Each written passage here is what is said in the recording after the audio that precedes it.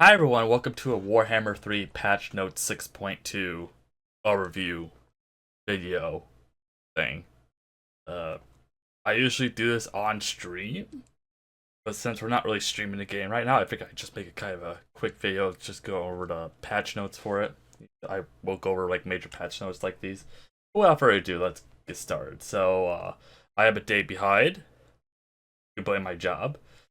But pretty much this patch 6.2 is pretty much about bringing changes to magical items, campaign AI improvements. That was part of the beta for the last couple months. New magic items as well as two new units, which is the hobgoblin bolt thrower and the blood knights with sword and shields. They're just called blood knights now. The blood knights with lances are called blood knights with lances. So that's one little change that they kind of did last second, I guess. They also do some tech improvement, enhance the compression for the files, so games should pretty much just load faster and reduce the overall size of the game at the same time. Hopefully, even they claim it's voodoo anyways. Yep. So the first we're just gonna kind of go down a list of the patch notes here. So the magic items has undergone a major overhaul, aiming to unify item design, balance power levels, and reduce inventory clutter. A total 600 plus inclinaries. All items, common, uncommon, rare, had their effects and rarities adjusted to match our new balancing paradigms. Okay, something. So new power budget system. All items now follow a uniqueness cost matrix to ensure rarity matches item strength, balanced rarity tiers, clear power differences between common, uncommon, and rare items. Rebalanced rarity thresholds. Commons now are 35 to 50. Uncommons start at 80. Uh, expand item effects. Item brand new effects like generic barrier healing cap for more variety. Status quo approach strong items now promoted to match power tier instead of. So pretty much everything got kind of buff across the board. There is a couple items that did get kind of big, a little bit of nerfs or a negative debuffs, but not really too bad. Like Trickster Shard got a major buff, which is actually now useful. That's just an example. Smarter item management, fewer but more impactful items to reduce UI overload. Items tailored to your current collection playstyle for better variety. Item fusing update. Fused items now match category. Armors fused into armors. Rare unique fusions now possible. Small success chance. Risk of failure. Pretty much what they haven't done yet, which I hopefully they get to it sooner or later, is character unique item updates. So pretty much what they say that I think what they're trying to do is they want to look at some like the uniques probably from like older heroes and lords that really should get some loving. That they're especially some of the Warhammer 1 lords, their items kind of aren't very good compared to like the Warhammer 3 lords unique items. So banners, these are planned to change, following the same paradigm as our approach standard items in this patch, but they couldn't quite make it. So but pretty much one ban change that didn't make it is you can now equip multiple banners of the same type across characters, which would be nice. I mean, I don't know why that wasn't part of the game already, but whatever. You need new unique items. We've got the Worm Slayer Sword, which is an anti-large Slayer weapon. I'm gonna try to pronounce this word. Skinoletating. Shield reflects charges and magic. Sure. Accursed armor, strong defense with a curse. Briar Sheath, stealth focused armor. The Fell Blade upgrade to unique tier, powerful but deadly. And then they added the 8 Burning Books of Corn, which has a risk reward chain of ultra rare magical books with major gameplay impact.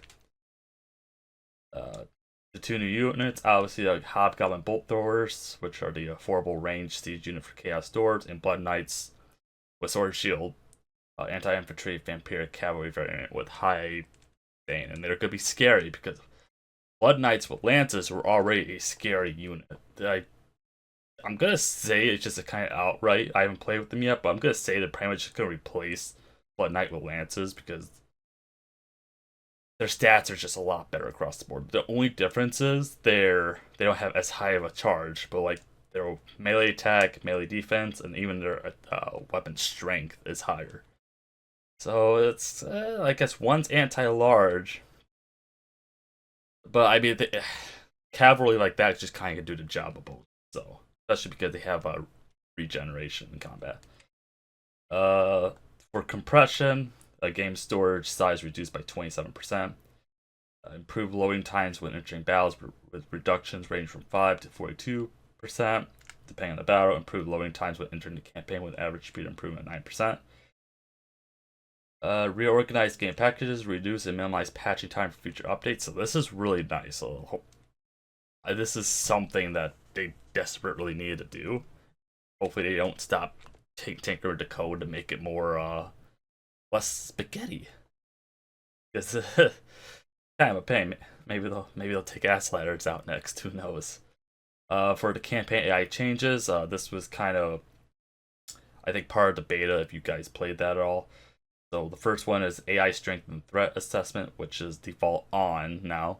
But when checked, campaign difficulty settings are overridden, so the AI factions are always better at assessing threats based on strength and proxy of rivals, in addition to having generally increased hostility towards unknown factions.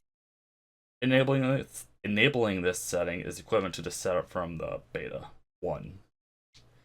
And minor faction potential, which is the defaulted off. When checked, minor factions make better campaign decisions, increasing their tendency to survive longer, have a bigger impact than campaigns. And this is pretty much from the beta, the second beta. Which, that's fun. That means, campaigns that usually play the same, you might actually get some variety now. I don't know how I feel about it, because if a minor faction takes out a major faction, you pretty much lose the chance to get like their legendary lord's unique buff or unique trait. So I don't know how I feel about this. I'll have to play with this myself to see if I really like this setting, but we'll see if this works. They're always saying the AI is getting smarter, but sometimes AI does smart things. A lot of times it doesn't. 2D porthole update as part of the 6.2. We've gone the process of regenerating 1,200 plus 2D portholes across the game. Basically just doing some rendering and lighting adjustments. Show off the original Knight's Blood Hole. I mean, I don't really see a difference, guys. I'm gonna be honest. I really don't see a difference here. Update, yeah, the old one's on top. Update first, bottom. I don't know. The top one looks better though. Maybe that was just a bad unit to use for comparison. I don't know. First, bug fixes. Abilities granted by effects for summon units, such as the Skink Priest, Krell, and some Keeper of Secrets, are not properly enabled, which I didn't realize that was a bug. Increase the radii ratio of units mounted on Steeds of Slaanesh, Secrets of Slaanesh, Heart Seekers of Slaanesh, Hell Striders of Slaanesh, and Hell Striders of Slaanesh with the Hell Scourges to slightly reduce their performance by having fewer of them fighting melee at the same time. Stop the effects that grant snipe from also grant later. Let's see, is there any point?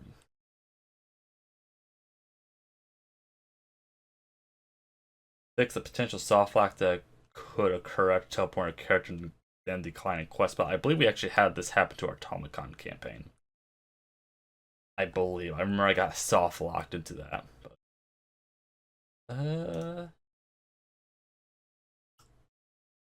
nothing really too crazy. I mean, Warhammer 3 just crashes for me randomly, so honestly, when they say that they fixed the crash, it's you took out one extra piece of hay out of the haystack, I guess. Let's see for the campaign. Replace the vampire attrition immunity effects on Nagash Azar and the crown of sorcery for Azog, as he already had benefits from this as a faction effect. Oh, that's nice to know.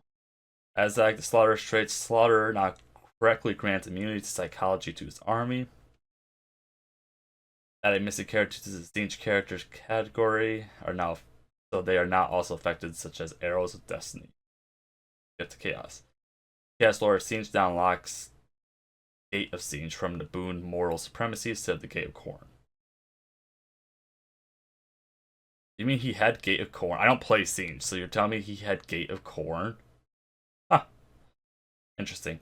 Grom's trait now applies the leadership effect only to regular goblins, matching the physical resistance effect. Oh, that'll be nice.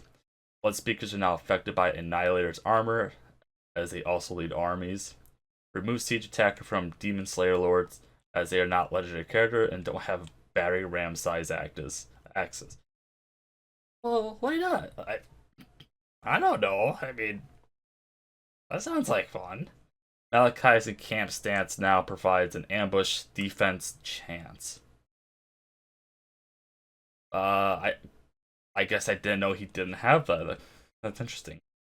Crack Cadre now starts with the correct treasury amount for its faction. Oh, also didn't realize that. I mean, that's not really a problem because he's a dwarf. Pet the female and feed the male options now affect all yin and yang units rather than just a small selection. Norskin can now recruit Norskin Warhound's Poison unit in campaign rather than it be exclusive to custom battles. Don't play Norskin. Glad they got another unit in their roster. They need all the help they can get, let's face it. The indistributable whatever champion boon for Chaos Lords of Zinch now correctly gains experience. Now correctly grants experience gain to Zinch units. Okay. For skills, Archon skill Legions of Death now provides increased leadership at its second level. The skill Bloodthirsty Charge now more accurately describes which unit benefit from the effect, which is nice. It didn't do that before. Resolved overlapping skills in Kargan the Crazed skill tree. Oh no. Oh no, so that's a slight nerf then, isn't it? Oh no. Because he was already nutty. Add the Plague Feeder skill to Kargan the Crazed skill tree. Maybe not. Add a resistance effect to Beast Lord's presence to mirror Beast Lord's gaze. Bakarth's later ability is now a true upgrade. The Demon Prince now affects Beasts of Nurgle with the skill Rancid Mangery. The Incarnate Elemental Beast is now affected by the Great Brave Shaman's unique skills, Bellows of the Discordant, and Hardened Pelts. For tech, Cockatrices, that sounds better, are now affected by the gaze of the Dark Gods when playing as any Beastman Lord, and Pyro Landships are now affected by the reinforced armor playing tech. Which is good because they can kind of get rather spongy because they're such a massive and kind of slow target that they're kind of easy for artillery to snipe. If you're going against an army that has artillery anyway. Ancillary magic items, Mother Ostankia's faction, Daughters of the Forest can now acquire the Priest of Tal and Priest of Urson ancillaries. It's kind of weird that she couldn't before. Stopped effects that grant Snipe from also granting Slayer. I think it was mentioned up there in the patch notes. Warlock Engineers now have an arcane item slot. Ooh. Sacred Incense now correctly provides missile resistance to friendly units within range. Buildings and settlements, Nurgle Outposts now provide garrison units where constructed.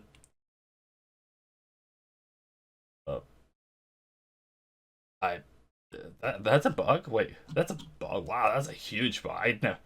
I never noticed that. I guess I never had a friend tell me that he never got a garrison from me. Huh. Add a Spirit Leech with Soul Blight spells to the Amethyst Wizard that Elspeth can get from the Amethyst College building.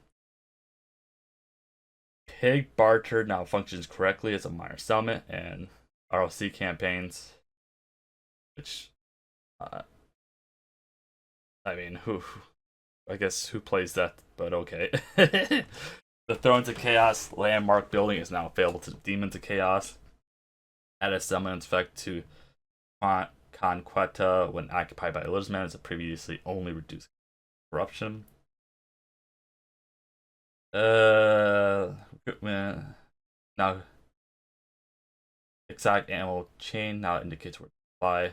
Yeah, I noticed that they didn't do that. The Gore Feast skills for Torox and Karanak now use the correct icon. That's nice. The Shroud of Darkness skills for the Cognate Assassin no longer displays the Vanguard deployment icon. Darn. Plague Ridden Cultist Nurgle and Plague Cultist now use the correct naval model when at sea. These are some really fucky bugs. Let's see here.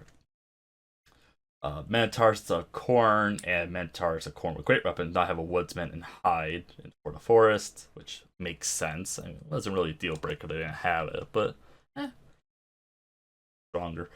Alariel the Radiant now has martial prowess when mounted on a Great Eagle, as it is not considered a monstrous mount. Great Eagle, really? Great Eagle is not considered a monstrous mount? It's a giant eagle. Whatever. Mornhowl has been given the Strider attribute, and his weapon strength has been adjusted to better align with that of a Werekin. After all, he is a Werekin, just not exactly. He now has bonus versus infantry instead of bonus versus large. That's kind of good because I always kind of found Mornhowl to be kind of a weak Tomahawk Lord. One of the weaker ones, in my opinion. I just felt like every fight he kind of went into, even like against trash, he always just kind of suffered in combat. The Mark of Slaanesh has been added to Karas, the Darkling Prince, and Mark of Siege to Zarevik, Feathered Prince. Cultist of Siege on Warshine now has the correct health value. Abilities, once again, I don't use Siege, so for the two Siege players out there, nice. Fight me. Abilities granted by effects for summon units. Not properly enabled. They already discussed that. Top fix the Celestial General not having feeder when mounted on Logma. The Druznia can now fire while moving when mounted on a Warhorse. That's actually nice. Yeah. Add skirmish mode to the Druznia on a Warhorse so he can fight to run away. Okay, make him skirmish. That's nice. The Thunder Tusk and Ample Peak Greybacks now cause both fear and terror. Kind of weird it didn't do that before. Reduce the melee attack and melee defense of Seekers and Heart Seekers of Slaanesh by 2.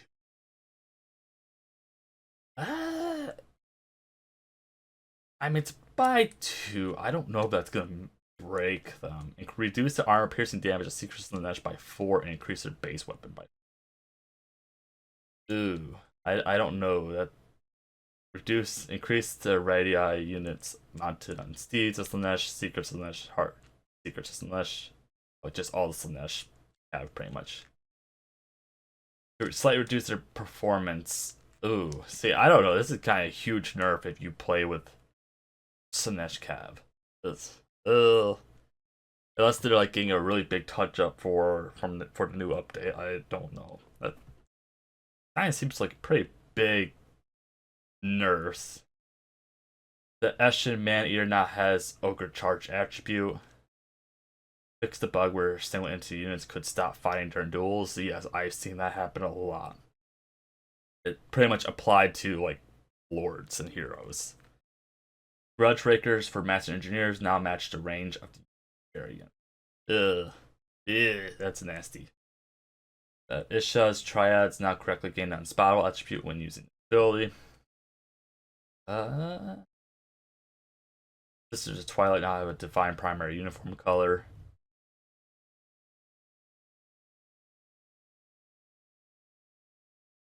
Fix some abilities that increase one's magic as a wizardly weapon not displaying, and Goblin Spears now have the green text indicating are anti-large, as all Spirit Infantry should.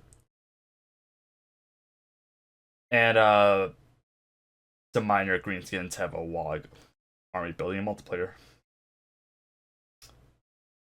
I don't really do multiplayer, so it just kind of seems like they just kind of fixed a lot of stuff they forgot to do in this patch. Like they're like going down their list of things to do, and that's kind of what it seems. I mean, good changes around the corner. I pretty much.